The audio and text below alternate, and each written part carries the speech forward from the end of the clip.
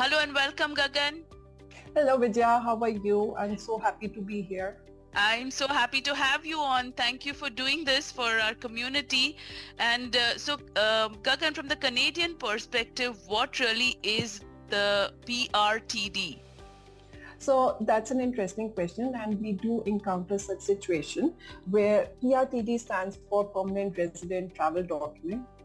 And what this really means is that you are a permanent resident holder and you have been outside of Canada and you cannot enter back because your PR card has expired, or you have stayed in outside of Canada for more than 730 days in last 5 years, which means you have not met the residency obligations of the PR status. Mm-hmm. So you do require a travel document to enter back into Canada and apply this with IRCC, and that could be because of an expired PR card, or it could be because of humanitarian and compassionate grounds. You did not meet the residency obligations because of various reasons, such as a prolonged illness of you as an applicant or one of your close family members, or you could not come to Canada because of court litigations or any other reasons based on your unique situation. Mm-hmm. So in these circumstances, you apply for a travel document and request the government to allow you to come back into Canada. Mm-hmm. So if you do have an approved PRTD, then can you still be stopped by the officer at the port of entry? So yes, here comes the second part of the travel document. You have an approval from IRCC and you will be allowed to board the plane, enter into Canada. But then the officer, the CBSA officer, has also its own discretion.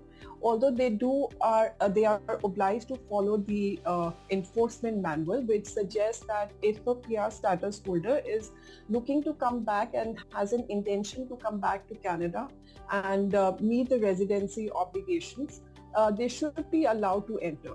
But of course, officer can use its independent discretion, and they may not allow the applicant to enter. They would physically allow the applicant to enter, but will provide them with an inadmissibility report. Mm-hmm. So don't panic. If you get that report, you have a right to appeal that inadmissibility report, and you can stay in Canada while the application is pending at the appeals court. Mm-hmm.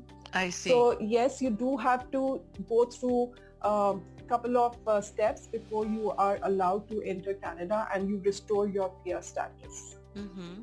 I see. Okay. And if you have questions, just feel free to reach out to us, because this is, although it would be in a very subtle way, you would be stopped because you did not meet the residency obligations. But if you have been outside for 3 years, 4 years, much longer duration, then that task of coming back and restoring your PR status becomes a bit challenging. Mm-hmm. We do have options to appeal the decisions, and it is how we can restore that PR status. Mm-hmm. Wow, that's great insight, and thank you for shining the light on the PRTD. It's going to help a lot of folks out there. And so if you are feeling stuck and stationary in the US and Canadian immigration law maze, don't worry, the NPZ Law Group is at hand to help you navigate your way, and they're also speaking your language, whatever that is: Tamil, Hindi, Punjabi, Gujarati, Nepali. So get the help you need today. Visit visaserve.com or call them at 20